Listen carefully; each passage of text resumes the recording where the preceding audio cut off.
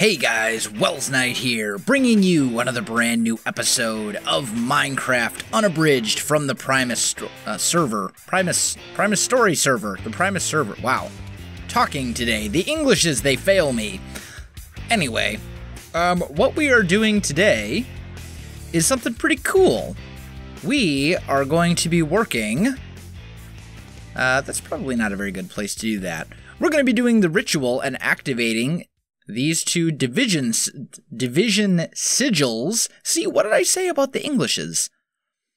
We're going to be activating these division sigils, and hopefully everything will go well. That will allow us to make unstable ingots whenever we want.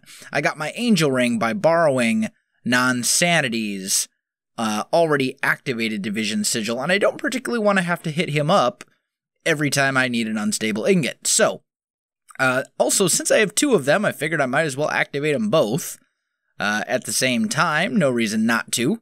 But I want to find an area that is kind of away from everything, because the ritual creates cursed earth. And that's not something that you particularly want to mess around with.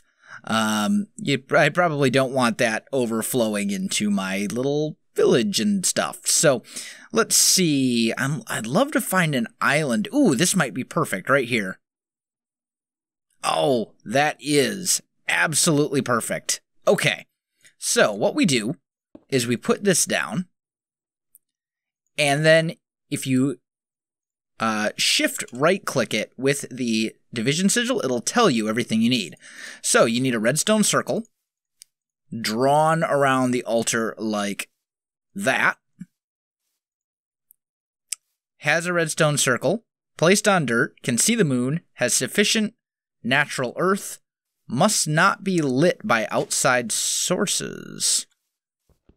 That might be this hive right here. I'm just going to get rid of it, because those things do generate a little bit of light. Okay. What is lighting this? There can't be anything that's giving this light at the moment, is there? Must not be lit by outside sources. I'm not sure what that's supposed to mean. Maybe it's just a matter of waiting for it to actually become night. Because right now, it's still daytime, for the most part. Ah, there we go. Altar's in darkness. Okay. So now, basically all we got to do is sit around here and wait for night. And this is about as perfect a location as we could hope for this ritual, because it's secluded, there's water in every direction, and cursed earth does not spread through water. So, worst case scenario, this entire island gets taken over by cursed earth, but it can't spread anywhere. So this is good. This is a good thing. It can spread down, but I doubt it would have enough space before things happened. So, let's see. What do we need? We need the... let's actually use the lumber axe. Now, basically, we need to wait for midnight. So, it's going to be a little bit of a wait. After a little while, these two sigils will light up and tell me that they are ready. So, I'm going to basically just wait for it, and then when the time comes, I will pop out one of these guys, which is either going to be a sheep or a pig, and we'll be good to go. So, I'm going to wait for midnight, guys. I'll be right back with you. Alright, guys. As you can see, it's almost midnight. Any moment, the sigils will light up. Ah, there it goes. So, right-click, place that. No. Place that, kill it, and there we have it. That was insanely loud. Holy cow. But, these guys are no match for me. I do want some of this cursed earth. Actually, here's what we want to do. I want my magnet. There we go. because I want to get as much of this... Ow! Hey, you. I do have this super overpowered crossbow, which is great. But really what I want is the cursed earth. Can we, like, not right now? Because I... Go away. There we go. Get cursed earth. Nope. No blowing up. That's not a nice thing to do. The Enderman I'm not going to be able to do anything to.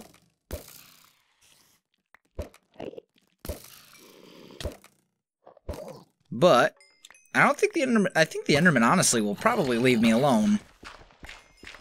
But I'm just going to try and get... Oh, exploding things. Skeleton's got to go. Alright. Well, it's almost morning. I'm just going to get a little bit more of this. And then, I think I'm going to call it a night, guys. So, the other thing that you can do, if you're overtaken with cursed earth, you can put down torches. And I believe, yeah, that will cause it to start burning and go away. I got about 19 pieces of cursed earth, which is quite a lot, because I can... It's very easy to get more once you have some, because it spreads extremely quickly. Ooh, I made an Enderman mad. But as you can see, everything's burning, everything's going away. Just like you see here.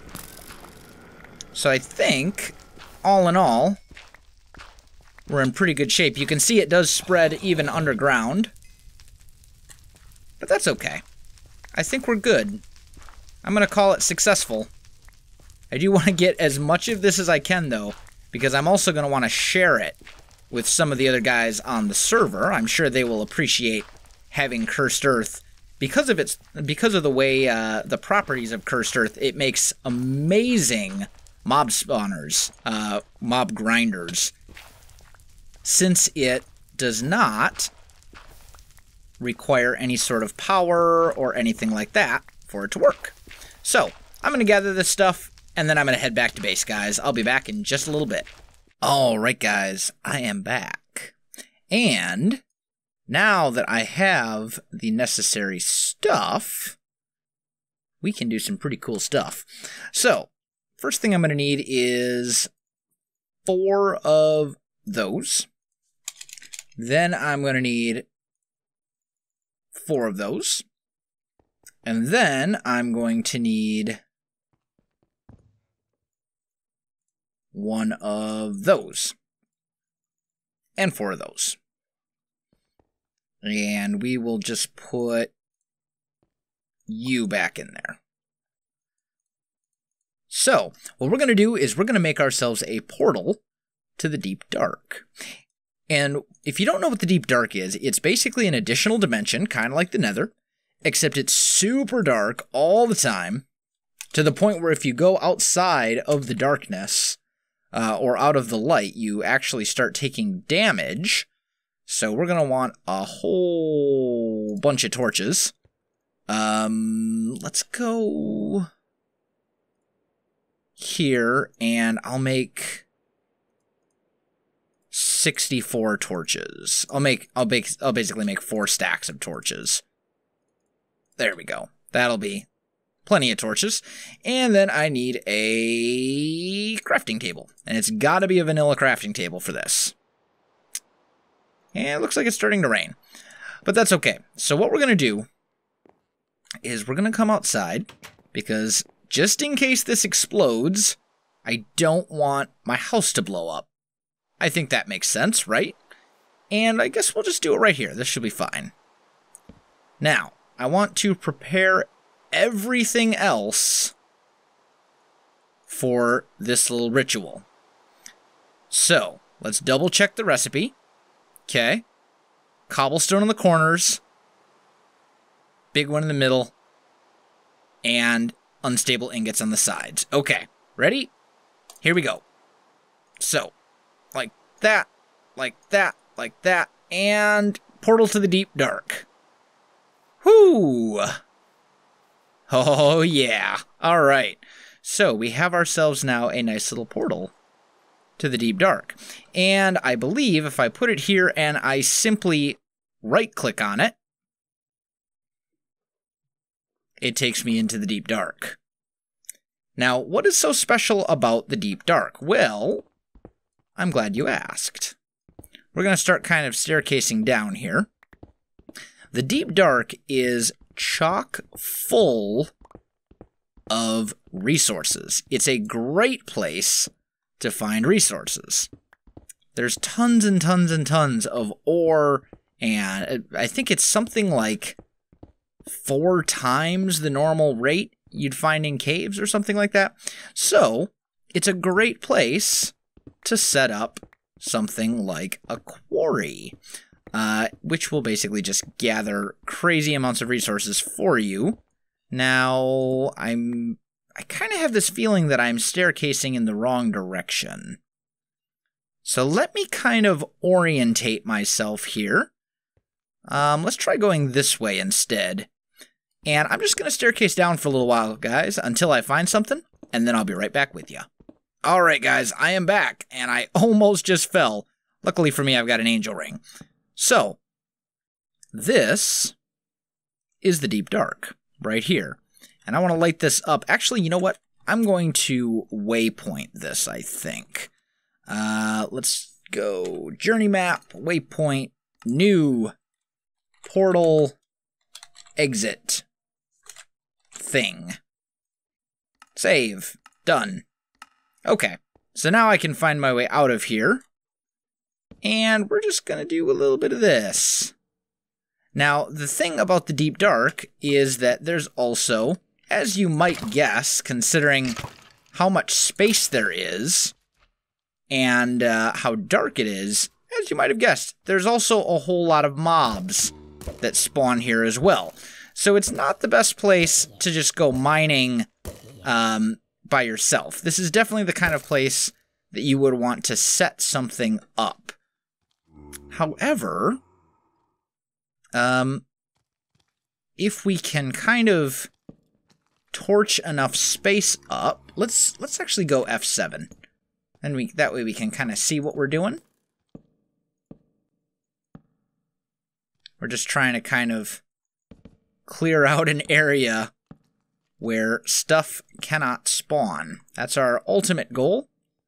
And it's much easier because I've got the angel ring and I can just fly around. You're not supposed to shoot at me. I'd be leaving you alone if you hadn't shot me. But then you decided to be... Ow! Leave me alone, guys. Like, really? Is it too much to ask? Apparently it is. But we're just gonna kind of torch spam for a while. So I'm going to torch spam some stuff, guys. I'm going to kind of get an area here where you can get out and not have to worry about having mobs literally everywhere. So let me get that done, guys, and then I'll be right back with you. All right, guys, I am back. 4 stacks of torches later, this is what I've got. Not bad, eh? And everything within that area, for the most part, is not spawnable. I think I might have missed 1 block here or there, but that is a great start to what will eventually be our base. Well, not our base, but our base of operations as far as mining goes, anyway. And then I think what I'm going to do is I'm just going to close that one off so that I make sure I'm going the right way. And then we'll just right-click the portal and head on back. Now, let's grab this, and I want to experiment real quick. We put it in that corner. I want to put it down somewhere else and just make sure that I still spawn in the same spot. And it looks like I do. So, oh, that one I can't get rid of. There we go. All right, so pretty good shape. And now it's just a matter of basically creating an ender quarry and all sorts of stuff. So there is another thing that we need to do in order for this to work. The first step is I really kind of need an endothermic pump, which is this thing right here. not too hard to make other than these ender-infused obsidian. Oh, obsidian. Not fun to make, right? Well, there's a way around that. What we can do is we can go and make ourselves this right here, an igneous extruder. So for that, we're going to need a couple of copper gears, a pneumatic servo. Oh, not that button. Go away. Go away. A pneumatic servo, a machine frame, piston, glass, nothing too complicated. So I'm going to get that crafted up, guys, and I'll be back with you in a moment. All right, and there it is. So we've got that good to go. Now, this thing does not require any power, which is kind of awesome. It does, however, require water and lava. So there's a few ways that we can go about doing this. What's probably easiest, how much does this have in it? That's got a reasonable amount. Let's take that with us just for the moment. The easiest way to do this, I should still have a transfer pipe, and I thought I had a transfer node for liquids, didn't I? I thought I had another one of these, because I would have done that one, and there's no way that I've used that many.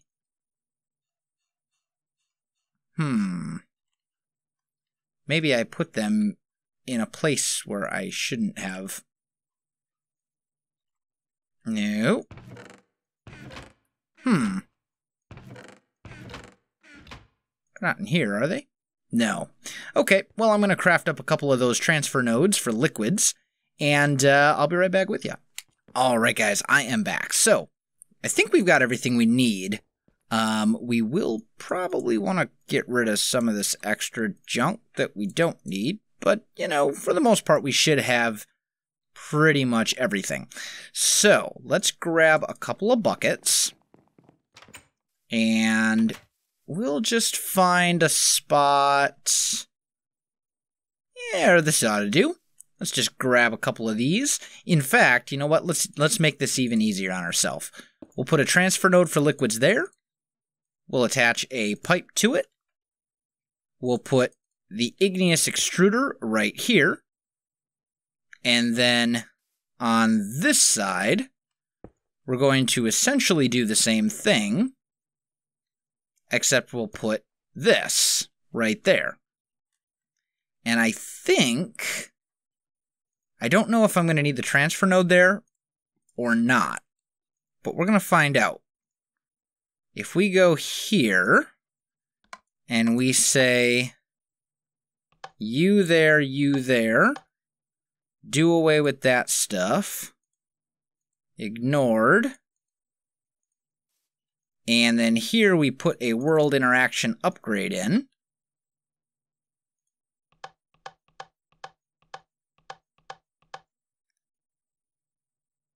Is that,